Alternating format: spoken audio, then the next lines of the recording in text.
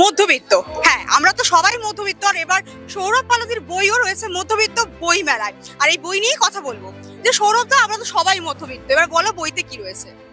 না মানে আমাদের বেড়ে ওঠার যে মধ্যবিত্ততা ছিল সেটা তো এখন অনেকটাই পাল্টে গেছে। মানে মধ্যবিত্ত তো শুধু আর্থিকভাবে হয় না, মানে আমরা যে অবসর সময়টা পেতাম, মানে তাতে আমাদের একটা পলিটিক্যাল হোক, কালচারাল হোক, নানান পার্টিসিপেশন থাকে। কিন্তু আমাদের তো সেই পার্টিসিপেশনটার অভাব হয়েছে, কারণ সবাই আরো বেশি রোজগার করতে হবে পেছনে ছুটছি, কারণ আমাদের বেশি প্রয়োজন, আরো চাইয়ের একটা প্রয়োজনীয়তা হয়েছে।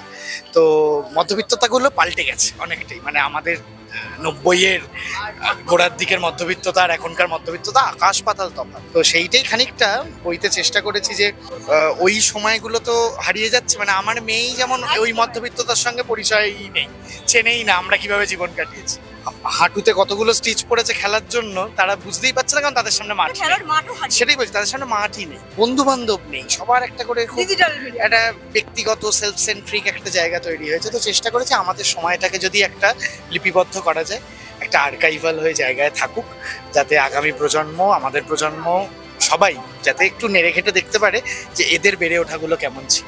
এটা গেল বইয়ের প্রসঙ্গে। এবার যেহেতু তুমি একজন নাট্যকর্মী, একজন পরিচালক, থিয়েটারের দিকে একটু আসবো। যে বেশ কিছু শো হলো, এবার আগামীতে কি প্ল্যান? আর এখন যেহেতু শিল্পীদের একটা পেটের টানের আশঙ্কা তৈরি হয়েছে, যখন তখন শুটিং বন্ধ হয়ে যাচ্ছে, সেই বিষয়টা কিভাবে দেখছো? সেটা তো একটা সমস্যার জায়গা তৈরি হয়েছে। মানে এটা ডিরেক্টরদের ওপরে, ফিল্ম ডিরেক্টরদের ওপরে, মানে আমরা যারা ডিরেক্টরস গিল্ডের সদস্য তাদের ওপরে একটা হস্তক্ষেপ মারাত্মকভাবে, যে কাজ করতে দেওয়া হবে না। কি কারণে? যে সময় ঝামেলাটা হয়েছিল রাহুলকে কেন্দ্র করে, তখন যারা যারা মুখ খুলেছিল দেখা যাচ্ছে বেছে বেছে তাদেরকে, আমি জানি না, আমার আমার আমার ছবিটি তো এখন জাস্ট রিলিজ হওয়ার মুখে, যেহেতু ফেস্টিভ্যালে ছিল। তো আমার পরের শুটিংয়ের সময় আবার কি করবে। তবে সবাই এক জায়গায় হচ্ছে, এক জায়গায় হয়ে আমি আমি আমি জানি সর্ষের মধ্যেও প্রচুর ভূত আছে, কিন্তু সেইগুলোকে সব কেটে ছেটে যদি যারা কাজ করতে চাই, যারা প্রচুর সংখ্যায় কাজ করি তা নয়, তাদেরই বেশি সমস্যাটা। যারা অনেকটা উঁচুতে বসে আছে তাদের সমস্যাটা একটু কম। তো যারা কম কাজ করি, কম কাজ পাই রাদার, তাদের সমস্যাটা অনেক বেশি। কাজ বন্ধ করে তো শুধু ডিরেক্টরের ক্ষতি না, এতগুলো টেকনিশিয়ান জড়িত থাকে, সবার ভাত মারার একটা চেষ্টা করা হচ্ছে। এটা একেবারে একটা রাজনৈতিক লড়াই।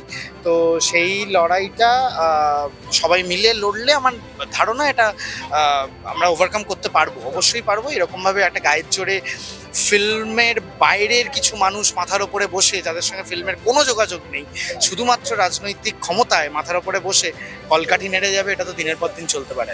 এমন অনেক মানুষ আছেন যারা সরাসরি রাজনীতির সঙ্গে যুক্ত। সেখানে রাজ চক্রবর্তী, যিনি একজন বিধায়ক প্লাস পরিচালক, তিনি বলছেন এই ছোটখাটো বিষয়গুলি মুখ্যমন্ত্রীর কান অব্দি না। হ্যাঁ, মানে আমাদেরও রাজদার কাছে প্রশ্ন, রাজদা খুবই এটার সঙ্গে ইনভলভ থাকছেন। কালকে আমাদের যখন এটার মিটিং ছিল, তখন রাজদা নিজে এসেও বলেছে আর যাই হয়ে যাক, আমার যাই পরিচয় থাকুক না কেন, আমি খুব নিশ্চিত, মানে আমার সঙ্গে রাজদার রাজনৈতিকভাবে একটা বিস্তর এদিক ওদিক আছে, সেটা থাকবেও। কিন্তু আমার কাজ যদি কালকে বন্ধ করে দেয়, আমি জানি আমি রাজদাকে পাশে পাবো, অ্যাজ আমার কো ডিরেক্টর, অ্যাজ আমার সিনিয়র ডিরেক্টর, আমি তাকে পাশে পাবো। আমার ধারণা রাজদা এবং বাকি যারা সরকার ঘনিষ্ঠ, তারা আরো বেশি করে একটু পদক্ষেপ নিক, কারণ তাদেরই সরকারের লোকজন এই কলকাঠিটা নাড়ছে। কিভাবে এটা ঘটছে, ভেতরে কি ঘটনা, তারা অনেক বেশি যদি দায়িত্ব নেয়, তাহলে ব্যাপারটা আরো সহজ হবে, মসৃণ হবে।